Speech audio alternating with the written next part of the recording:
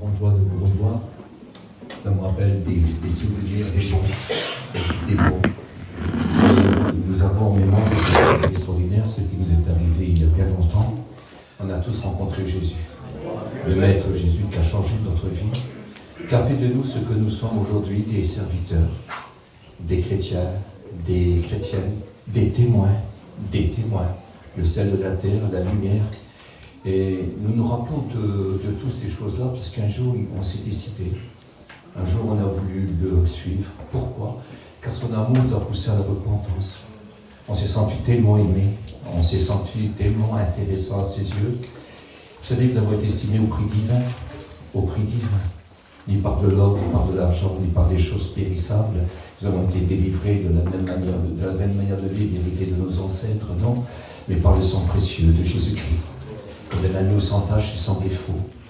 Écoutez, quelque chose de tellement beau, parce qu'encore aujourd'hui, ça peut se passer encore. Nos vies ont été changées, nos vies, écoutez, on ne voudrait même plus vivre la vie qu'on a vécue avant de le connaître.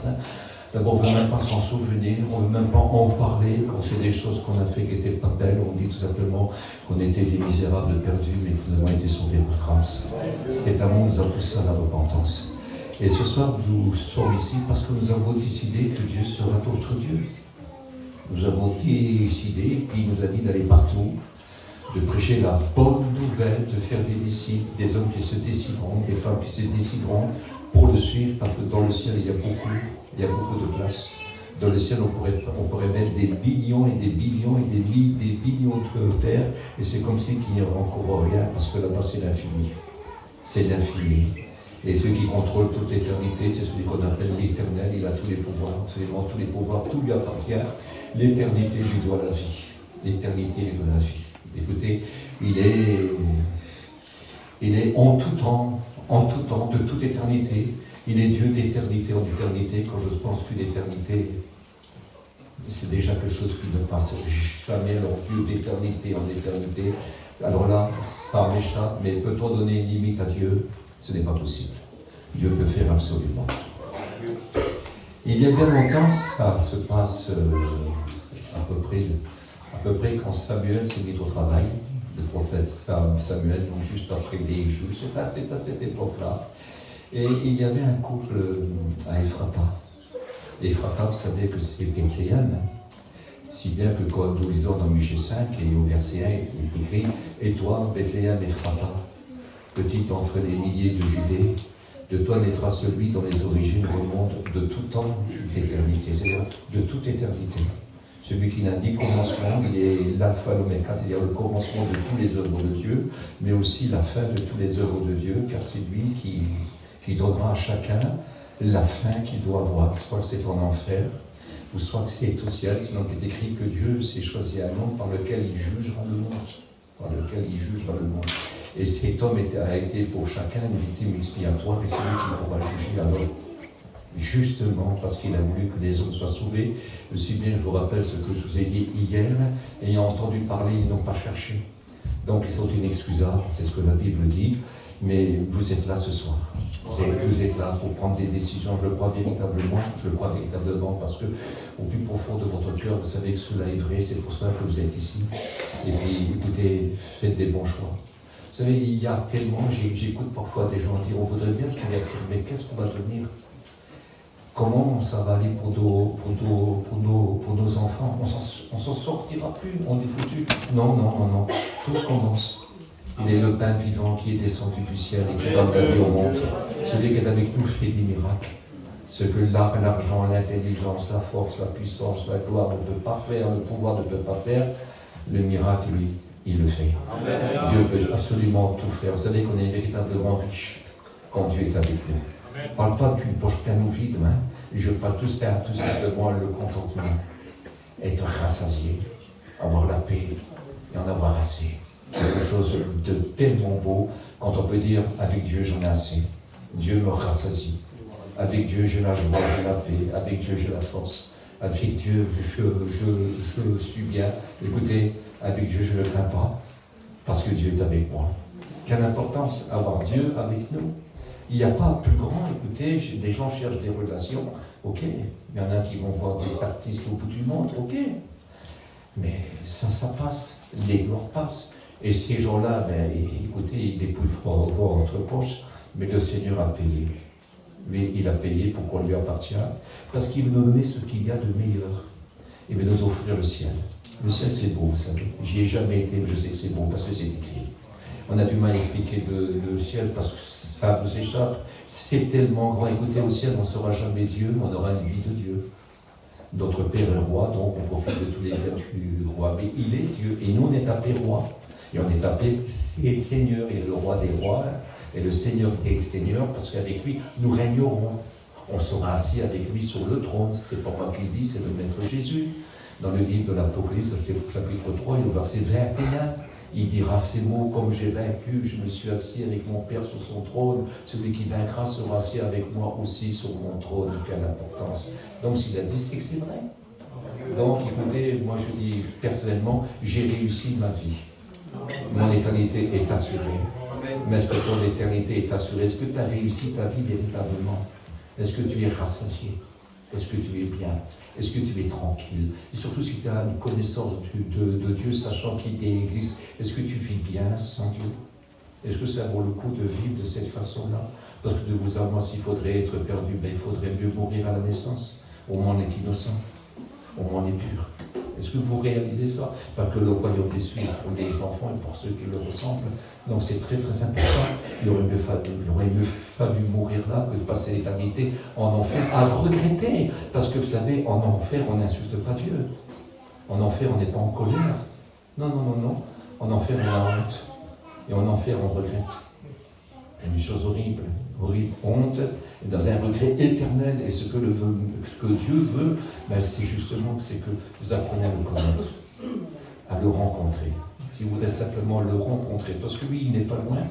Christ a dit qu'il serait avec nous quand on s'assemble pour lui. Si tu es venu pour lui, il est là, il est prêt à t'écouter. Il est prêt à t'accepter. Il est prêt à te pardonner. Il est prêt à changer ta vie.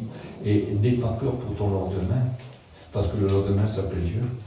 Le lendemain s'appelle Dieu. Que chacun ne se soucie pas, c'est ce que la Bible dit, car chaque jour suffit sa peine. Dieu fait des miracles, je vous promets. Il fait des progrès. Je devrais rendre du témoignage de ce que Dieu a fait quand on ne s'y attendait pas même.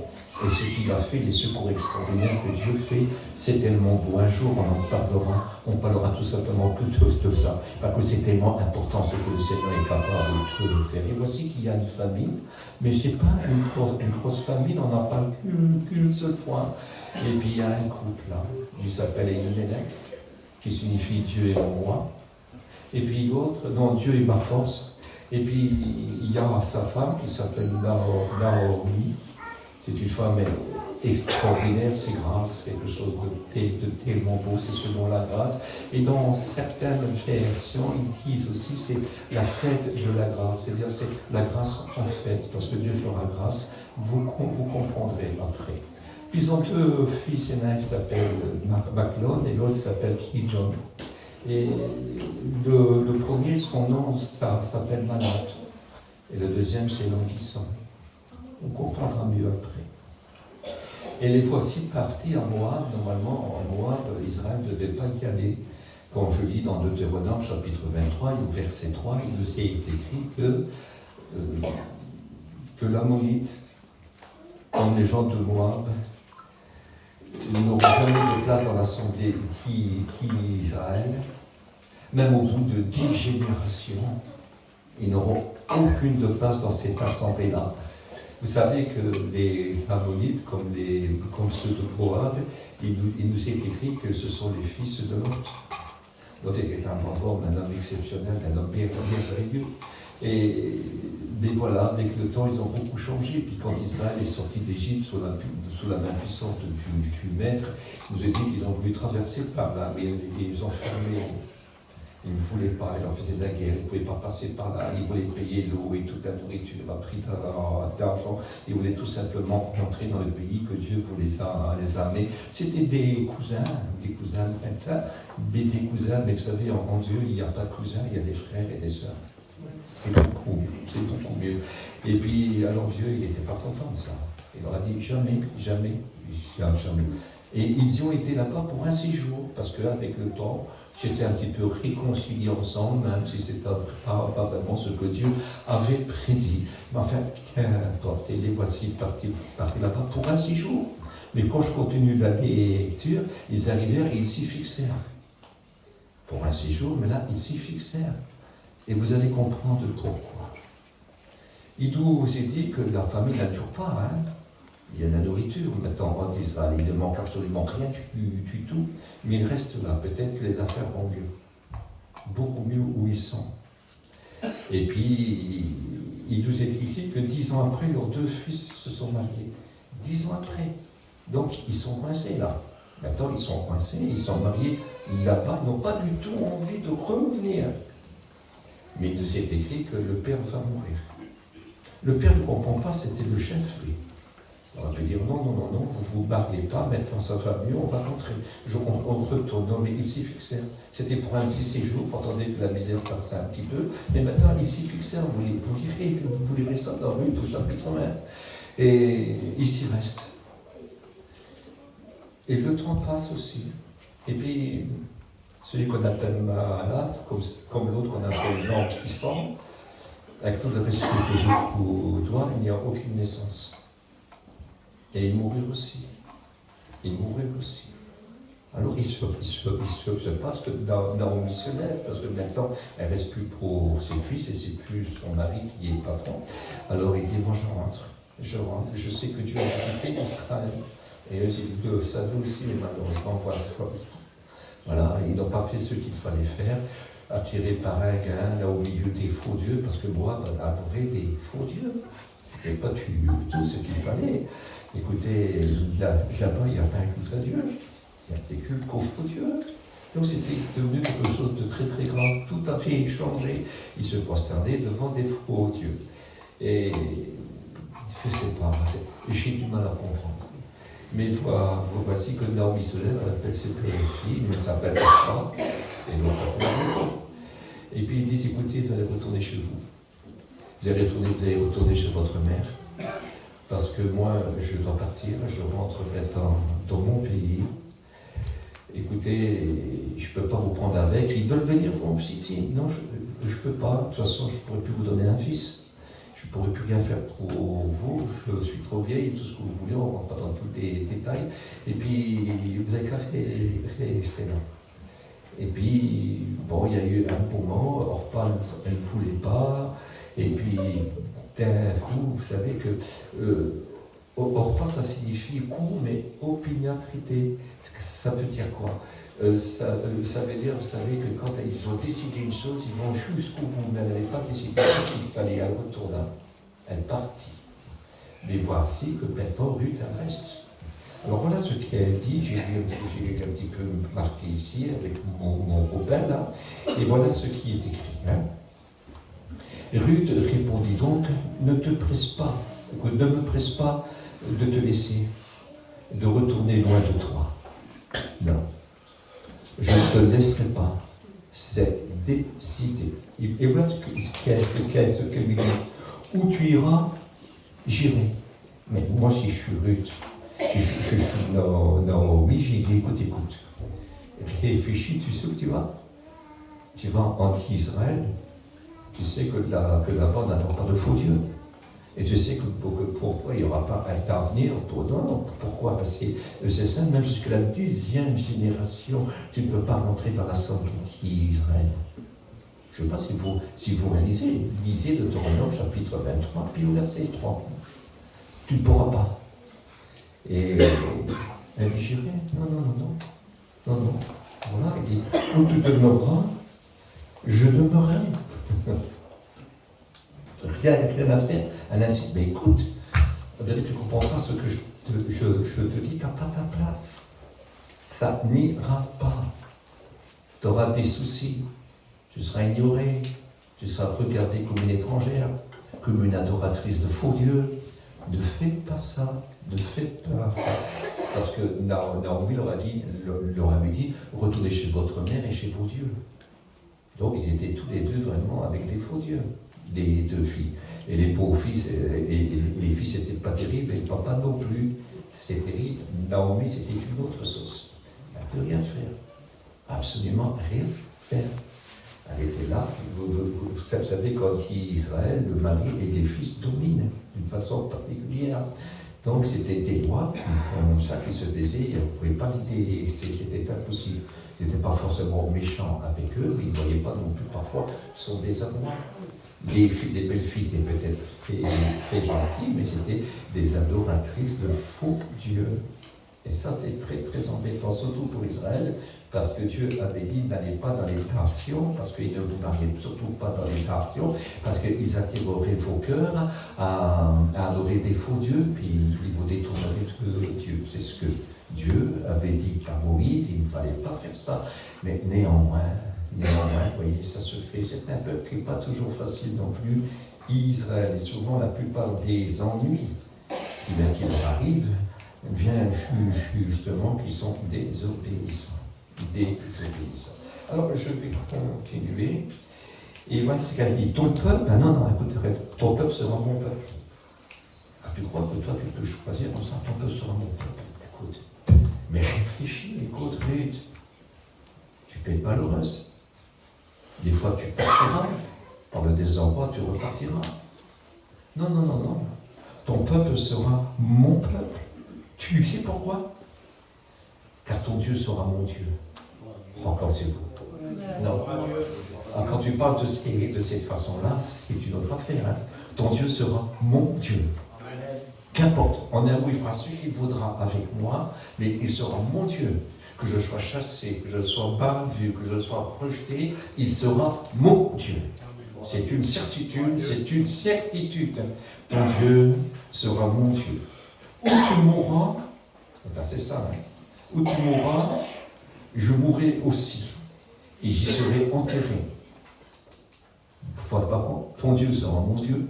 Où tu mourras, j'y serai aussi, et j'y serai enterré. C'est-à-dire, elle est sûre qu'elle mourra là-bas et qu'elle sera enterrée avec Naomi. Elle est sûre que Naomi mourra avant elle. Elle est sûre que Naomi sera enterrée. Et elle sait qu'elle mourra et qu'elle sera enterrée là où elle est enterrée. Quelle foi! Comme si Dieu prend tout en main. Parce que Dieu est un Dieu puissant, vous savez. C'est un Dieu extraordinaire. Il change les temps et les circonstances. Est-ce que vous croyez ça? Parce qu'il peut tout faire. Il commande à l'instant même. Même le diable est obligé de se soumettre à lui quand il dit un mot. Tenez, ça peut-être vous faire rien, mais c'est très très important. Ça se passe dans les temps anciens, puis il y a une chrétienne qui est devenue très vieille. Et puis, elle est là, elle est retournée dans un petit village, elle est veuve, elle est seule, elle a peut-être perdu beaucoup de gens.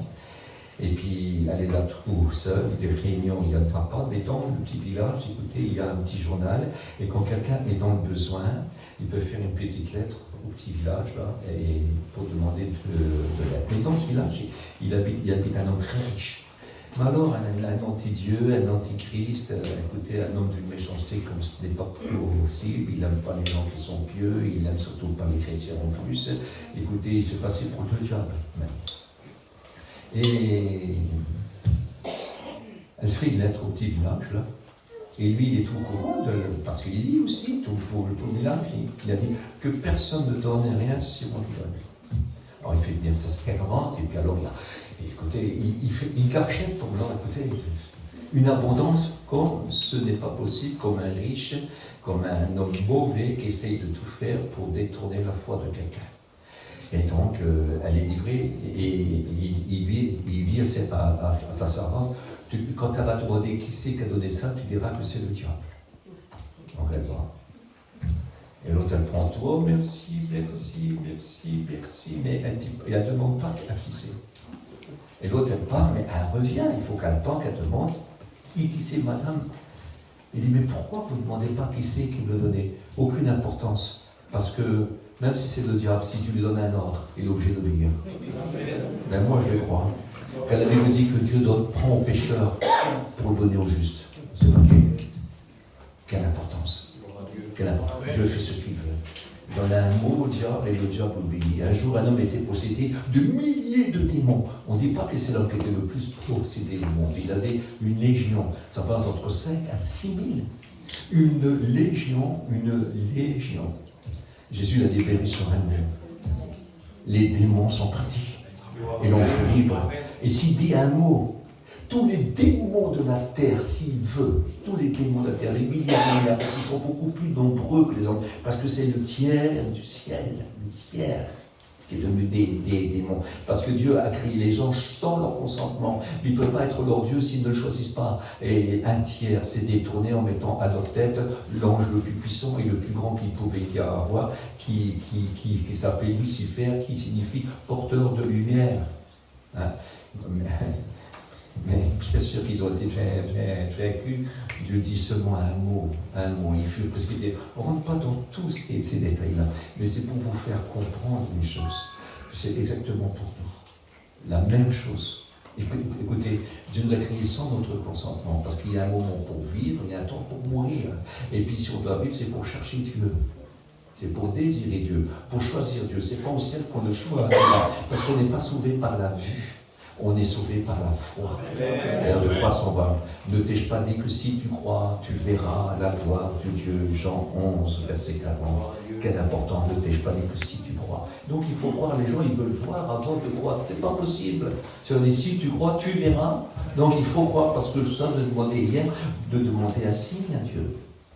Dis-moi si c'est vrai, montre-moi si c'est vrai, Seigneur, fais quelque chose. Parce que si c'est vrai, pourquoi j'irai en enfer? Écoutez, il faut chercher. Il faut chercher. Il a promis de se laisser trouver par celui qui le cherche. Il dit, je ne jetterai pas dehors celui qui vient à moi. Mais cette femme-là, Ruth, elle a dû être touchée, écoutez, par sa belle-mère.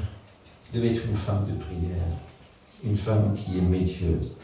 Mais elle avait son mari, ensuite elle avait ses fils. Et c'était très, très difficile.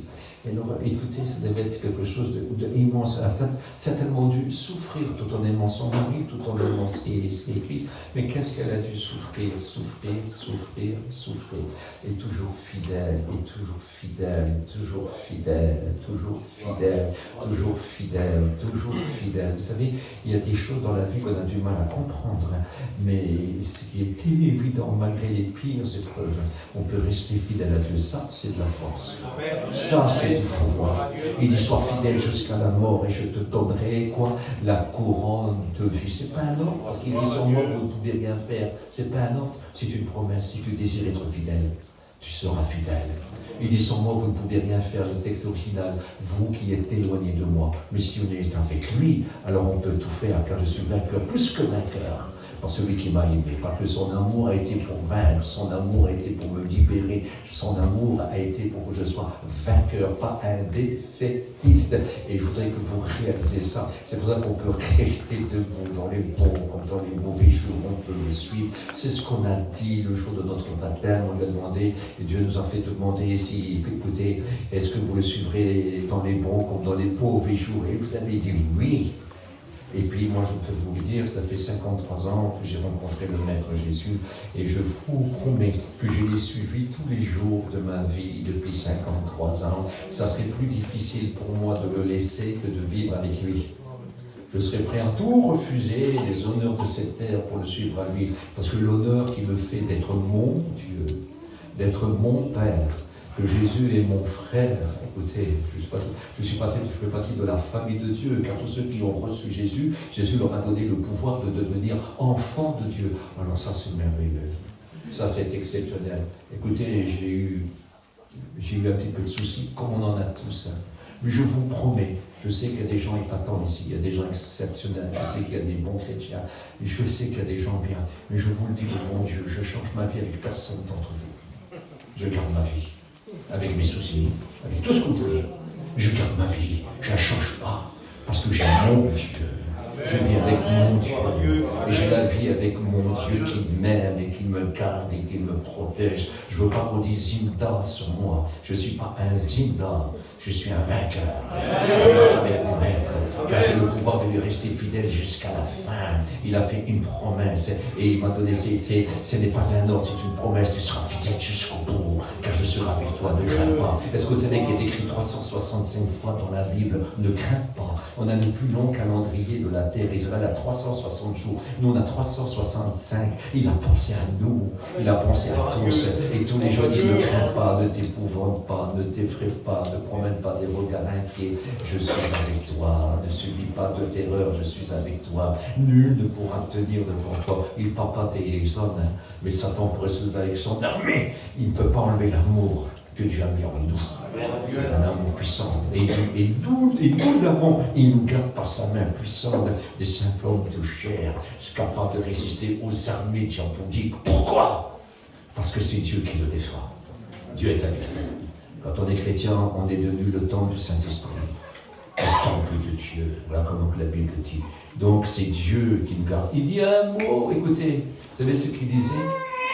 Les démons, quand ils le voyaient, nous savons qui tu es le Saint de Dieu, tu es le Fils de Dieu. Ne nous tourmente pas avant le temps, ils savent qu'ils seront tourmentés. Ne nous renvoie pas dans l'abîme, parce que si Dieu donne un ordre aujourd'hui, tous les démons se retrouvent dans l'abîme, dans les abysses, dans les lieux inférieurs. Ils ne peuvent plus bouger, ils sont prisonniers. Je vous promets, un jour sera le seul mot du Maître, ils se retrouveront dans les temps ardents de feu, dans l'éternité.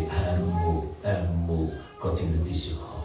Et ils le savent, ça. Ils ne peuvent pas lui résister. Ils ne peuvent pas. Donc il est avec nous. Il dit, je serai avec vous tous les jours jusqu'à la fin du monde. Il est avec nous. Et j'imagine qui animait cette femme, cette jeune femme qu'on appellerait, mais qui animait ces femmes-là.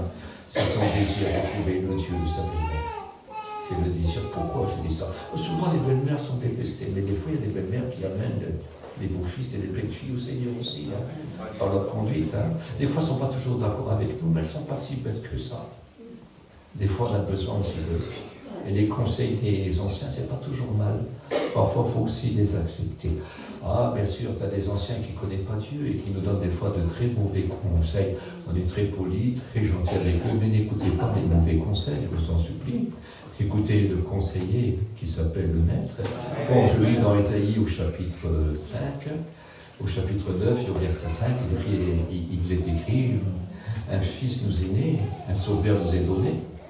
On l'appellera l'admirable, le texte original, c'est le merveilleux, parce qu'il fait tout à merveille, il parle à merveille, on l'appellera le merveilleux, le Dieu tout-puissant, le Père éternel. Il dit qu'il est le prince de la paix. Écoutez, je ne sais pas si vous imaginez la puissance, il demande de l'accroissement pour son Église. Il y a de la place pour tous, il y a de la place pour toi. Il veut de l'accroissement. Il est capable, écoute, de te faire naître à la vie de Dieu. Ta vie peut changer. Tu peux passer par une nouvelle naissance. Tu as eu une naissance terrestre, charnelle. Maintenant, tu vas avoir une naissance d'en haut. Une naissance spirituelle. Et c'est tellement beau, dirigé par son Esprit Saint. On appelle ça la nouvelle naissance. Ceux qui sont en Christ sont des nouvelles créatures. Les choses anciennes sont passées, voici toutes choses sont devenues nouvelles. Ta vie peut changer, je te promets. Ta vie peut changer. Écoutez, il faut avoir fait cette expérience pour savoir que ça vaut le coup, ça vaut la peine de demander cette expérience à Dieu. Dieu qui veut sauver tous les hommes, ça veut dire qu'il veut te sauver aussi. S'il peut sauver tous les hommes, il peut sauver toutes les femmes, ça veut dire qu'il veut le faire aussi. Pour toi, écoute, c'est biblique. Écoute, demande-lui, Seigneur, si c'est vrai, alors change-moi, montre-moi que c'est vrai. Écoutez, si vous verrez le diable d'un coup et vous verrez Jésus d'un coup, et si vous verrez le diable, vous ferez trembler parce que Jésus est là, vous irez tout de suite vers ce maître Jésus-là, parce qu'il est tellement fort. Et puis il vous aime tellement, parce qu'il ne se manifeste pas pour Satan, il est là pour vous délivrer de la puissance du Satan, il est là pour vous bénir à vous. De vous souhaiter du bien, que seul Dieu peut souhaiter, parce que ce que sa bouche déclare, son bras l'accomplit. C'est une assurance, si tu voudrais ce soir, Ruth a compris ça. Elle a compris que Dieu c'est tout, ton Dieu sera mon Dieu, car ton peuple sera mon peuple. Quelle différence! En dégoûtant cela, il est écrit que Naomi n'a pas pu résister. C'était impossible. Et voici, ils sont partis. Et voici arrivé grâce à cette particulière est avec eux. Je ne rentre pas dans tous les détails, ça serait beaucoup trop long. Mais vous faire tout simplement comprendre que dans la suite des temps, ce que n'aurait jamais dû se faire, c'est fait. Et par la volonté de Dieu, vous comprendrez pourquoi, monsieur, que nous allons parler. Par la volonté de Dieu. Voici qu'elle va se marier. Elle va se marier avec un bonhomme qui s'appelle Boaz, qui signifie ma force. Ma force, quelque chose de tellement beau.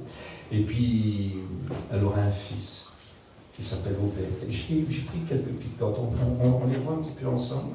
Hein? Voilà. Alors, Boaz, voilà, c'est ça. Boaz, ça signifie force. Mes yeux, ils eurent un fils qu'on appelle Obed, qui signifie serviteur de Dieu. C'est-à-dire que maintenant, Ruth, elle est grand-mère. Hein? Et puis, ce fils-là, il s'appelle Ésaïe. Le fils de Obed, c'est Isaïe, qui signifie Dieu sauve, Dieu sauveur. Et vous savez ce qu'ils ont eu? Ce que Isaïe a eu David, qui signifie ami de Dieu, le bien-aimé de Dieu, le grand roi d'Israël. Oui, mais il écrit que Jésus descend de David. C'est exceptionnel. Quelque chose de tellement grand. De tellement gros. On a du mal à comprendre. Dieu était d'accord avec elle parce que Dieu regarde le cœur. Si ton cœur est bon. Vous savez ce que Pierre est obligé de reconnaître devant Claude, en tout Dieu et dans tous les peuples, celui qui craint Dieu et qui aime Dieu. Celui-ci est honoré de Dieu, est accepté. Il ne fait pas d'exception de la personne et surtout qu'aujourd'hui il a offert quelque chose d'extraordinaire pour que tu puisses le trouver. C'est Jésus qui a dit je suis le chemin, la vérité et la vie. Tu peux te mettre sur ce chemin-là, c'est-à-dire commencer à croire. Vous savez que la conversion c'est prendre un autre chemin, c'est faire un demi-tour, c'est de laisser cet endroit-là pour suivre l'autre endroit. Il y a un endroit qui mène au ciel, c'est Jésus ce chemin-là, car nul ne vient au Père que par lui. Il voudrait tellement te sauver, changer ta vie ce soir, parce que tu en as besoin. Écoute, tu en as besoin. Il est possible, écoutez, je parle après tout, vous savez, les gens connaissent d'autres vies. Ils connaissent s'il y a des chrétiens faibles, j'ai des convertis ici, ils connaissent s'il y a des chrétiens faibles, j'aurais peut-être des mauvais témoignages à donner, peut-être, je dis. Écoutez, je n'accuse personne, je ne sais pas ce qui se passe dans votre église, et jamais je reçois d'un pasteur ce qui se passe dans leur église. Ça ne me regarde pas. Moi, je dois prêcher librement. Et je n'ai jamais prêché ce qu'on m'a demandé de prêcher. J'ai toujours prêché ce que je pensais que Dieu voulait que je prêche. Et ça, c'est très, très important. Mais qu'importe, si tu n'as pas toujours le témoignage qu'il faudrait devant certaines personnes, je voudrais te dire que si Dieu est prêt à pardonner celui qui n'a jamais voulu, il est encore prêt à te pardonner à toi qui un jour l'a aimé, s'est engagé avec lui. Il est encore prêt de faire la paix avec toi, changer ta vie. Et ceux qui n'ont jamais voulu, je voudrais vous faire comprendre une chose très importante. Le Seigneur t'aime. Il t'aime autant, écoute, qu'il a aimé Pierre, Jean et Jacques, tous ces grands apôtres. Il t'aime autant, mais la seule différence entre eux et toi, c'est qu'eux ont désiré. Et ils ont profité de cet amour. Toi, tu n'en profites pas. Si ce soir tu pourrais dire, Seigneur, je veux profiter de ton amour, parce que c'est mieux que toutes les relations humaines, c'est mieux que tous les trésors, écoutez, c'est mieux que tous les pouvoirs, c'est mieux que toute la gloire des hommes, mais c'est mieux, les gloires passent. Les gloires passent. Quelqu'un de beau, si vous êtes à 90 ans, qu'est-ce qu'elle a changé? Non, tout passe, comme une fleur qui s'est fanée, qui perd son éclat, qui perd son odeur, et d'un coup elle tombe. Et le lieu qu'elle occupe, il ne la reconnaît plus, parce que vous finirez toujours par être oublié. C'est quand vous allez au cimetière, vous savez, le temps passe. Et puis un jour, il n'y a plus personne à la tombe. Et puis personne n'y va. Et la tombe, elle s'abîme. Puis elle est enlevée. Et c'est une autre tombe pour une autre personne. Parce que les générations passent. Et une autre arrive.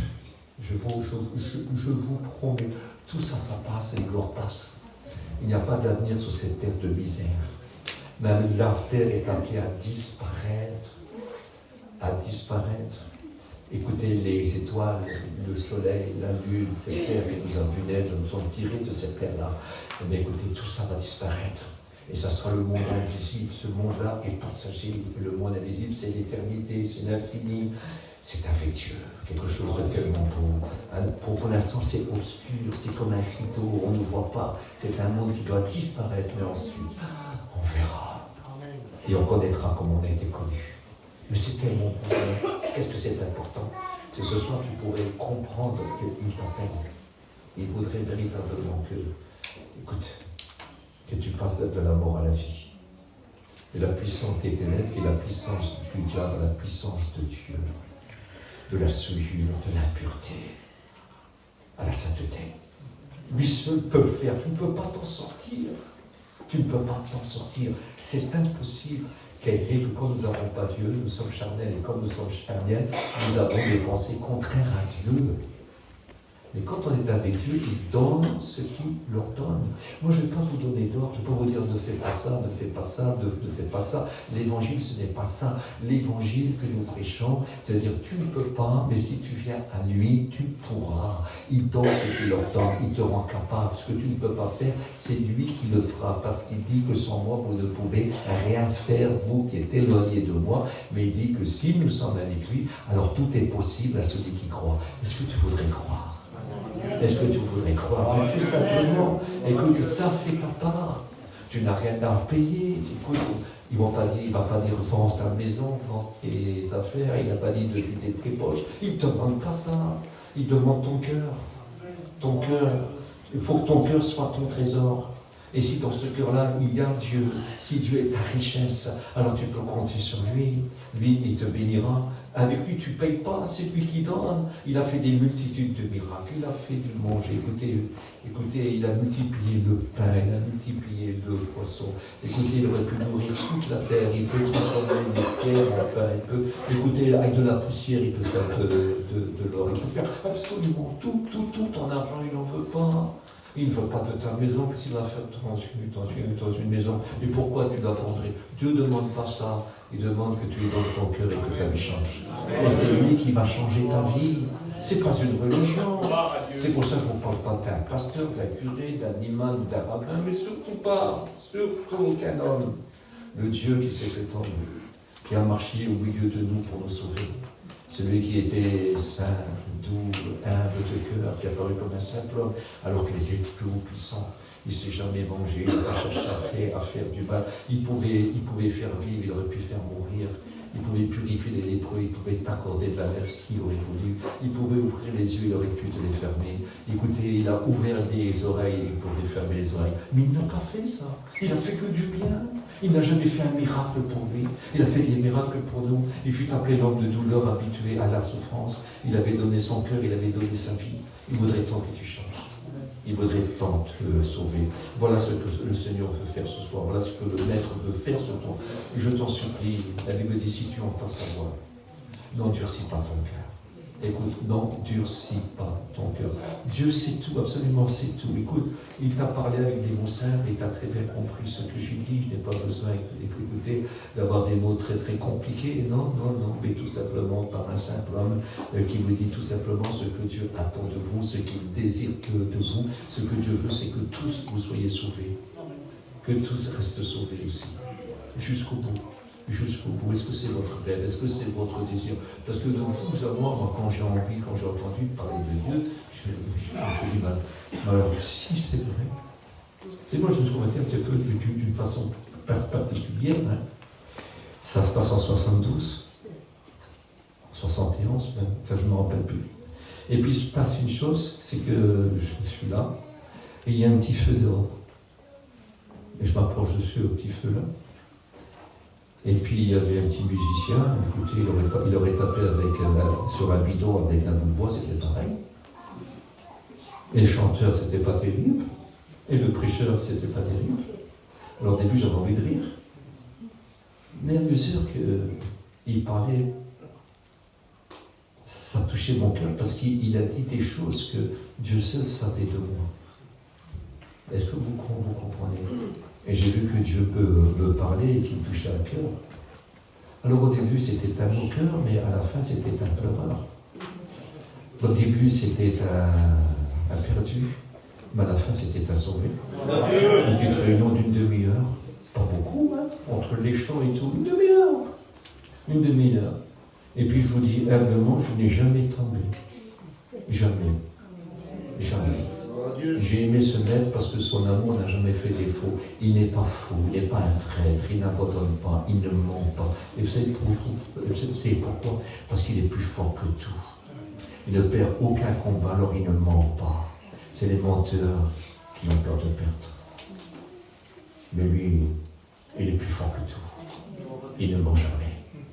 Il est vainqueur plus que vainqueur en toutes choses. Il dit un mot et la chose s'accomplit. Il appelle ce qui n'existe pas encore et ce qui n'existe pas apparaît.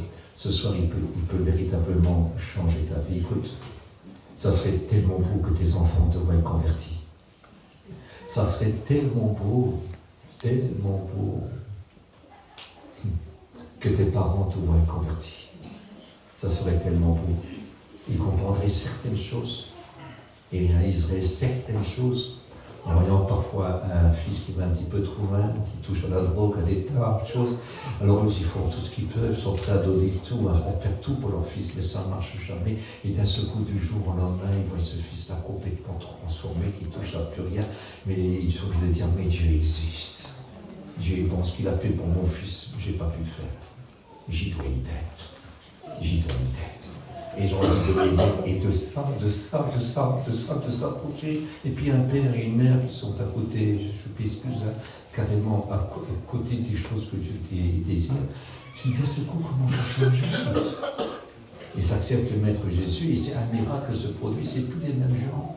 Les enfants qui voient ça, c'est incroyable. Mais que c'est qui va passer?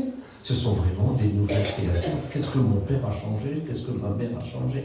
Et c'est ce que le Seigneur veut faire.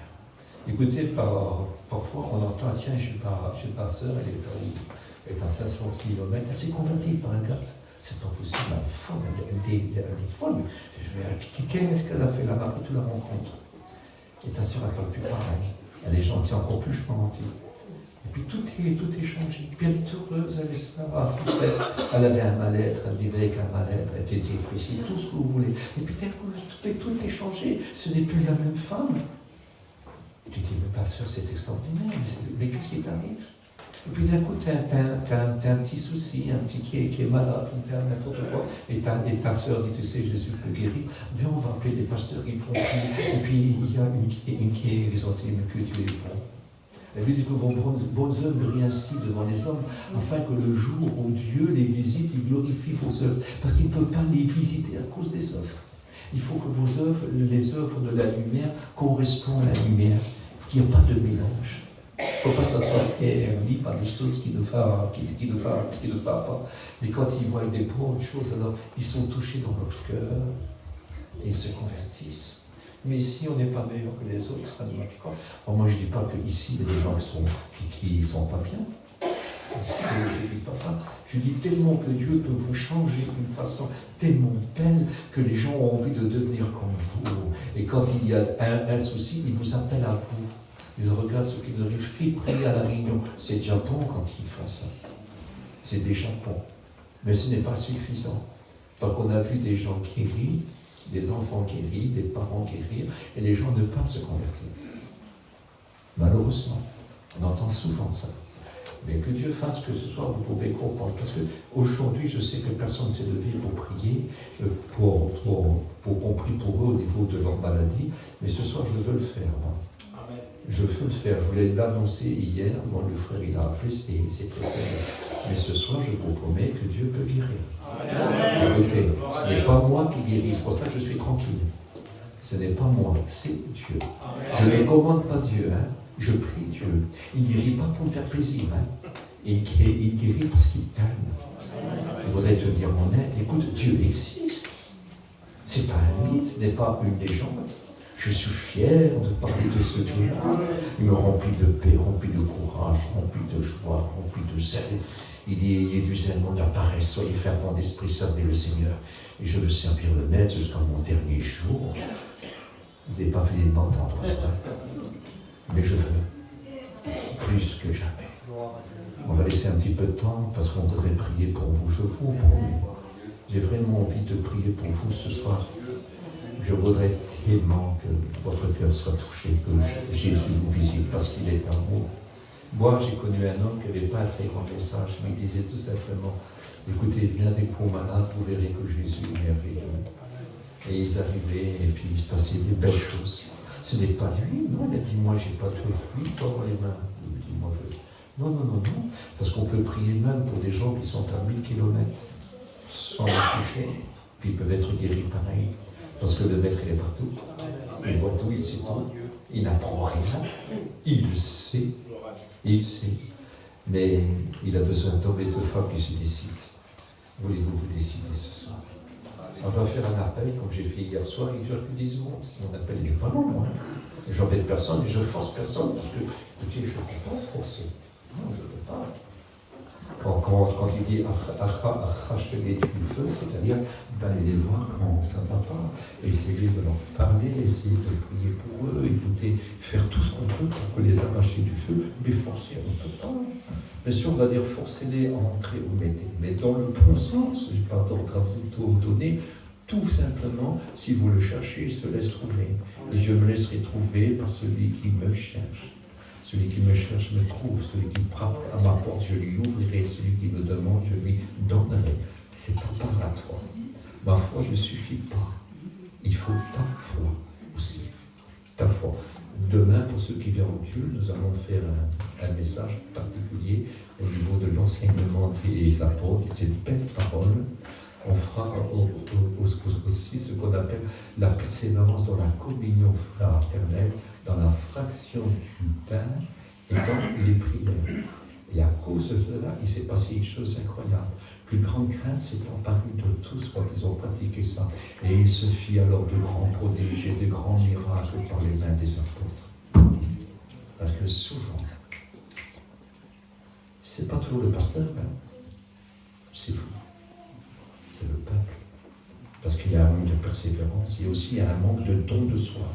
Il faut savoir s'offrir aussi. Voulez-vous vous offrir ce soir? Je vous le demande, que ce soit converti ou inconverti.